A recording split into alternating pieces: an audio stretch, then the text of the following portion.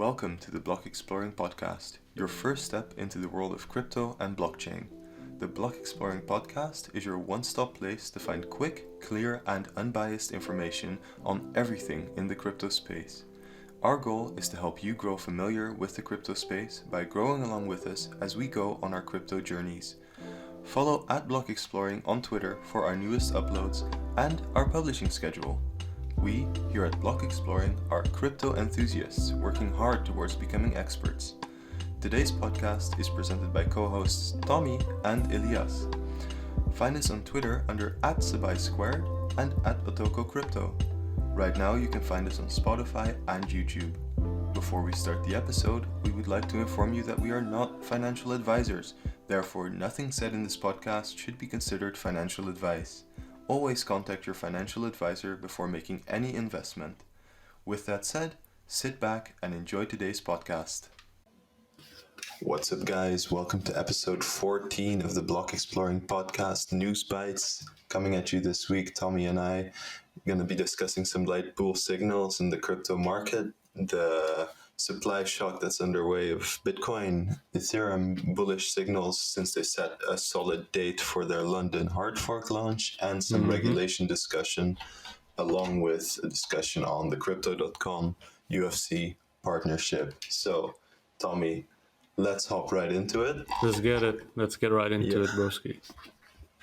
Exactly. So, there's a supply shock coming in of Bitcoin. That's what a few on-chain analysts are saying, like Willy Woo and like Glassnode, where the long-term hodlers are buying up Bitcoin, and Willy Woo said that it reminded him of the way the supply shock that happened in Q4 of 2020 happened. And what has been noticed is that something called the net outflow transaction count from spot exchanges has crossed the 60,000 mark. What does this mean? Well, people are taking their money off of the exchanges and putting it into hardware wallets or cold storage for a longer hold. So not to sell and flip on the short term. Now, what this also means is that the Bitcoin deposit wallet addresses have decreased below 20,000. So this means that people are more likely to hold their crypto for a longer time and hold their Bitcoin for a longer time. And the eventual result of this would logically be a decrease in Bitcoin that's liquid, that's available easily. And this would create, allegedly, a supply shock on the Bitcoin market, which would then theoretically boost the price of Bitcoin on the short term. Yeah. What do you think about this, Tommy?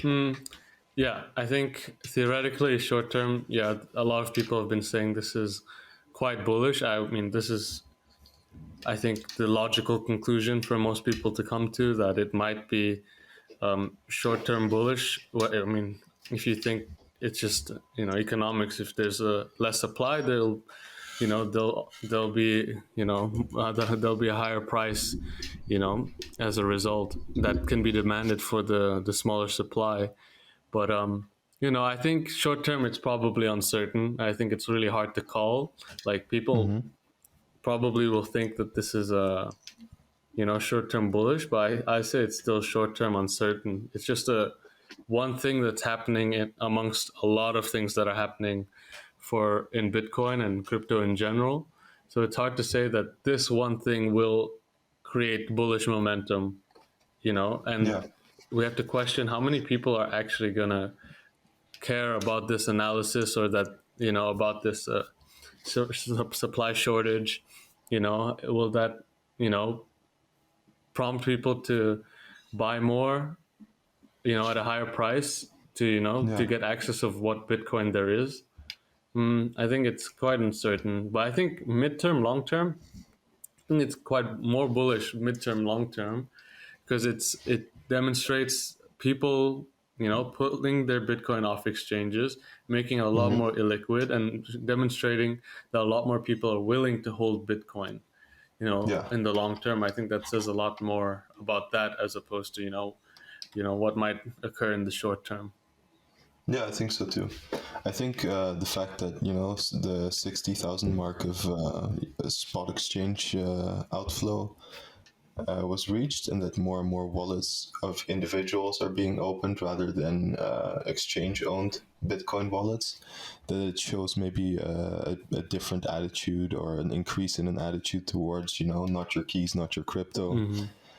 And also the fact that it's a yearly all-time high. I mean, that means that I think there's a significant outflow, of course, but these kinds of analysis, especially whenever it's like on-chain analysis, we saw the Bitcoin death cross, and we see all this kind of like this highly technical, not technical analysis, but like the more in-depth analysis. Well, yeah, indicators, technical analysis indicators. Yeah. Yeah, but we see it happen, and I feel like a lot of people, they will buy Bitcoin because they like the idea of owning Bitcoin. They don't buy Bitcoin because a supply shock is imminent, or maybe some technical analysis type of investors do. But I think that's not per se the majority. I think the majority is more long-term oriented and not as much, let's buy an absolute bottom and sell an absolute peak, but let's just hold on for as long as we can and figure something like that out. I feel like that's more the attitude, and I think you shouldn't. I mean, I see it a lot now on like YouTube and other platforms that creators are kind of hyping this up as like, oh damn, the entire bull market's going to recover. It's going to be like, it's going to be insane, full recovery of the market. I don't think that something as technical as a supply shock will reinvigorate the market. Sure, it happened in Q4, but there was a lot more that happened in Q4 of 2020 that kicked off a bull market like this. Exactly. And a lot more, became, was put on the market, and a lot more technical development went on. So I think that's definitely something to take into account, and maybe not to get too overhyped about, or maybe not to expect too big of an increase. Because I remember 34.7K Bitcoin was passed yesterday. This This euros? Thursday. Yeah, it's euros. So that was like a significant threshold, and that was very bullish. But it's relatively bullish. It's not like the significant gains that we've seen from like a 2,000 euro Bitcoin to a 30,000 euro Bitcoin. It's nothing like that. It's just a 5% increase in Bitcoin price, which is decent, but it's not what like reinvigorates the market. Exactly. I think. I think that makes a lot of sense. And I mean, if we look at Bitcoin, at the time of recording, last 24 hours, 5% down. In the last 7 days, it's 1.25% down. So it's despite all these analysts pushing this narrative, doesn't seem to be affecting the price of Bitcoin that much just yet. Or maybe it just needs to percolate a bit more. But we'll see. Yeah, we'll see. No, I agree. I think, yeah, indeed. Maybe it needs some more percolation. As you just That's said. a key word. Keyword. It needs some time. I think it needs also a bit more of an inflow and trust from the more retail investor before any real bull signals will be seen again. I think this is a bit of hype. This is a bit of wishful thinking, and I think that's something that is something you will want to avoid when trading Bitcoin. And don't get don't see the potential gains before seeing like relevant developments on the market. And I think one relevant development for something like short-term gains or a short-term increase in price is the bullish signals that we're picking up from Ethereum, where now a more solid date has been set for the Ethereum London hard fork launch, which is August 4th, if I'm correct. Yep, August 4th. Yeah. So I think something like that is more real to the average investor than change in on-chain transactions, or like outflow of capital from spot trading exchanges. I think something like a hard launch date for a massive fork in the Ethereum blockchain, that's significant. I think that's something that you should definitely look out for: ETH prices and development in Ethereum on the short term. Absolutely, that's something where you can look. Will it reinvigorate anything? I don't know, but the prices of Ethereum, I think, are likely to go up based on this information, based on a hard date being set, based on the fact that, instead of like speculation as to when, there's like, oh, people will be accumulating until at least August 4th. I Yeah. think that's, I mean, yeah, this is a huge update for ETH. I think much anticipated in the last many months. So, like the fact that there's finally a date on it, it just gives so many more people hope that this will actually be fulfilled by a certain date and not just all up in the air as like with ETH developments in the past. They have the tendency to delay, but I think loads of people are just completely really bullish on this news, and I think it's a significant move for Ethereum, move from proof of work to proof of stake. It's a big move in general, especially with all the environmental FUD surrounding crypto. I think that's like a big bullish aspect of this Ethereum, fork, because I think a lot of institutions or companies might be interested in ETH, but they're gonna hold off, you know, until they can, avoid the negative optics of investing in something that, has these negative connotations of energy usage. Right, that's just like a small thing, but overall very bullish because it's a, it's such a big thing for ETH in general, and it's been hotly anticipated. And I think it shows, like one of the differences between what indicates bullishness in for either Bitcoin or ETH, where ETH it's a network that can be constantly developed or built upon, and there's things to look forward to, things to be bullish on. Whilst with Bitcoin, which is more rigid in in terms of development, this news of a supply shortage, that's the news people look for in terms of, or analysts will look for in terms of short-term bullish signals. yeah, Whilst ETH has, I don't know, I think that it has a lot more going for it in the way of creating bullish sentiment yeah, over time. Like Bitcoin, of course, has its, it's the principles, the whole reason why it was created, its community, they'll obviously drive bullishness over time. But ETH, I think, in terms of generating that bullish sentiment, ETH has a lot that it can work with, for sure. yeah. I think if you look at, I don't know, like long-term bullishness of something like Bitcoin or something like Ethereum, Bitcoin definitely has already found its purpose, Yeah. store value, and Ethereum has many more purposes for which it can be used, I think, and it has a vaster range of possibilities which make it that much more interesting than something like Bitcoin. I think as a cryptocurrency, maybe not that it's valued in such a way, but I think as a cryptocurrency, as a blockchain, faster amount of opportunities will definitely come from something like Ethereum.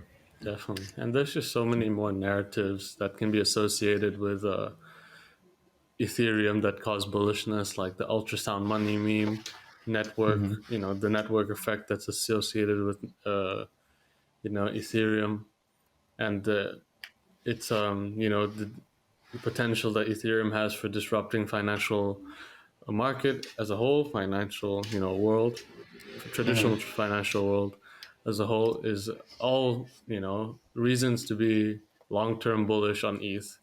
And Definitely. ETH, the London hard fork, is just one step in that direction, which it's kind of exciting to see what ETH becomes ultimately. And I think there's no like end goal necessarily with ETH. It's just going to be constantly evolving.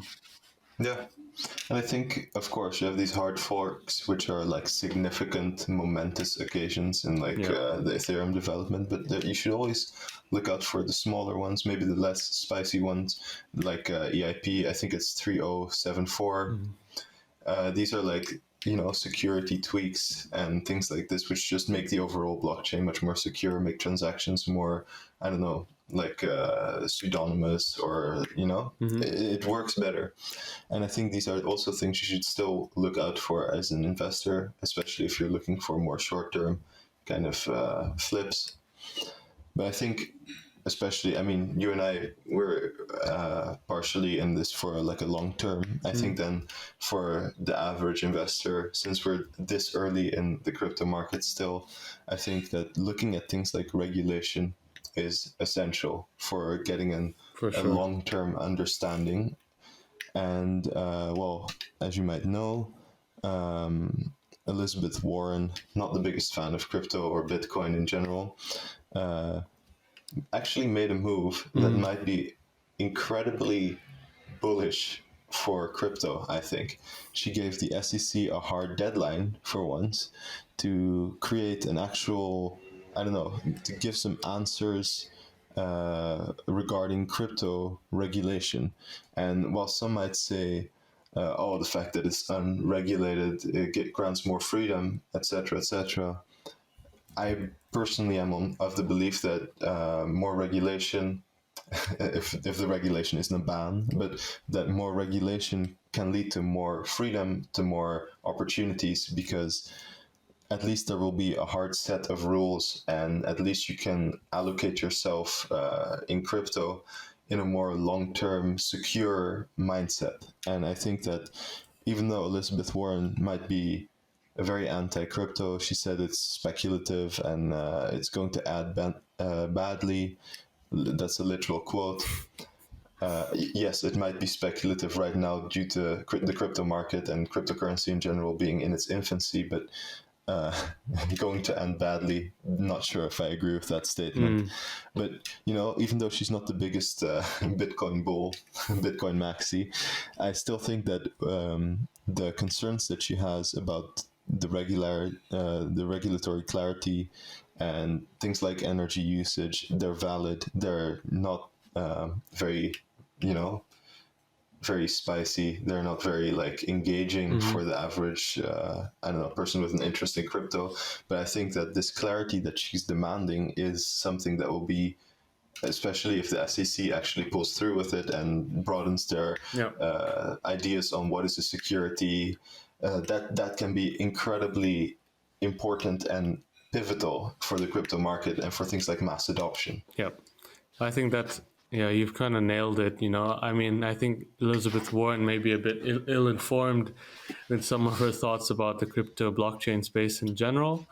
But, the SEC in America, there are quite a few commissioners who are, who've voiced a bit of pro-crypto blockchain, sentiment that, they also think that regulation is necessary, and they want to regulate it in a way that's, mindful of the principles that, blockchain and cryptos were made with. Well, so I think it's great that we could hopefully get some clarity in the future about, what the SEC might think about crypto and blockchain.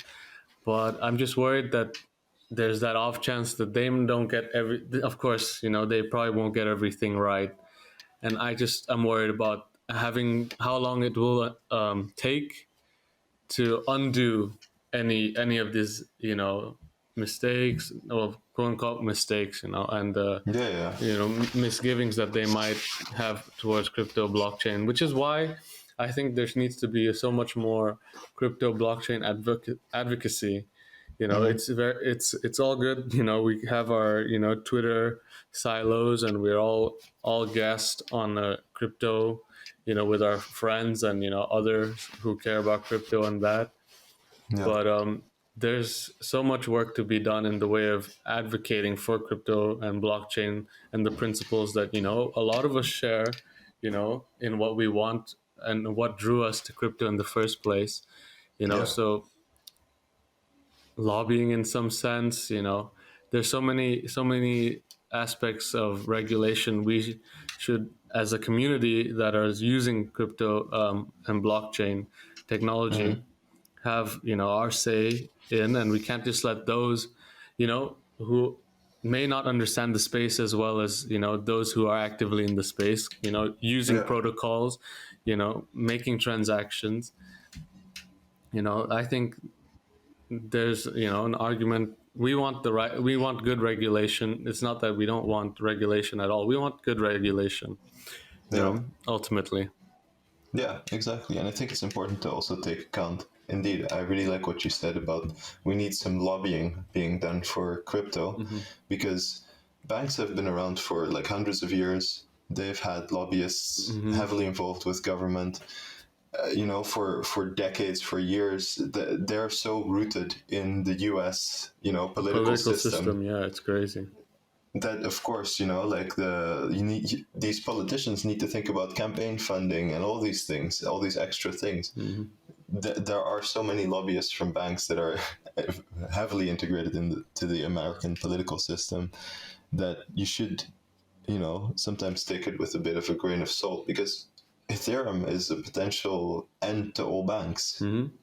That's what they're scared about, Yeah, exactly. So you're gonna get some bank maxis in politics, of course. Yeah, I mean, a lot of them have a vested interest in it anyway. They want to be on the boards of some banks, or they want a job after, politics. Yeah. They probably go and do something like this, or it works vice versa as well. Bankers end up becoming, commissioners on the SEC, or they become financial advisors in cabinet. Yeah, it's all very interconnected. So that's why, we can't just let whoever's a policymaker just, decide it all without the community having a say. No, exactly. I think we need someone like CZ from Binance to just hop onto the SEC commissioner's chair. That would be sick. I mean, he's banned, but many countries are cracking down on Binance now. Actually, UK's, That's true. And they've also suspended Euro. What's it called? Deposits into Binance, I believe. Is it Euro or pounds? I think it was pounds. Yeah. Okay, might have been pounds, but yeah, that's an L. CZ is not that popular, I suppose. Not popular enough, but hopefully things change, because whilst there might not be much partnership in the crypto space and politics, there are crypto companies that are making mad cool partnerships, like crypto.com, for example, has been killing it in the partnership space. They've made some insane partnerships, and they have a great name. I mean, for them to get crypto.com, that's mint. But but they also have a lot of very cool products. You can stake on their platform, you can trade. They also have crypto cards, crypto credit cards. Yeah, debit cards where you get your cashback benefits. You get some loads of benefits depending on what tier of card you have. I have one, just full disclosure. But yeah, they're just doing, I think their marketing is just one of the best in the business, because even in London subway, I've been seeing crypto.com billboards everywhere. Wow. Pretty much. But yeah, so latest news in terms of their partnerships is that they've recently made a partnership with the UFC. UFC is super popular nowadays. Boxing isn't that main sport, fight sport that people watch. People watch UFC and want to see mixed martial arts. And for crypto.com to have, their logo on different, UFC merch or at fights, that's huge in the way of, getting crypto in the eyes more, in front of more eyes. Then this is just one of those things in the way of mass adoption. And it's not just UFC. They have Formula One partnership. They have partnerships with different artists. They have partnership with Snoop Dogg, who is making NFTs on crypto.com. Yeah, they have the NFT platform as well. So they're doing the most, really. Yeah. But yeah, this latest partnership is pretty cool. Definitely. I think that's also something. Whenever I hear people talk about things like Crypto.com, Binance, Coinbase, it's like it's an exchange and it's not centralized. But realize that it makes it it is centralized. Sorry. Realize that still it enables people to make the easier transition into the crypto market. Exactly. So the average person will want to put his euros or dollars or pounds into crypto in a simple way. And in order to have that facilitated, in order for that exchange to happen, centralized exchanges do that. Like Uniswap doesn't do that. So I think these types of exchanges, though not optimal, though not the ideal kind of exchange, I think they'll play a pivotal role in like the mass adoption aspect of everything. Yeah. Definitely. And I'm very pro decentralization. I also believe in the not your keys, not your coins. I think, all of us should try live bankless, non-centralized, at least to some extent, try to decentralize aspects of our finance and take more responsibility over that, because you can, and it's very empowering. But yeah, there's still a space for decentralized crypto entities like crypto.com, and they have awesome products which you can benefit from. None of them sponsor us, so we can shout them all out, like BlockFi, crypto.com, Gemini. They all have pretty great staking rewards that you can earn. They also Gemini, crypto.com, they have cashback rewards when you use their crypto card. It's pretty sick. I think of it as a way to dollar cost average into things, because every time I get cash back from purchases I was going to make already, I can just take that money and dollar cost average into whatever I want, Bitcoin, ETH. That's I think it's a good strategy. Yeah, I agree. I think it's also as you're saying, it's free money. It's free money for the people who are and I think that some of our listeners as well, the people who are interested in getting into crypto, but either find it to have too great of a risk or something of the sort.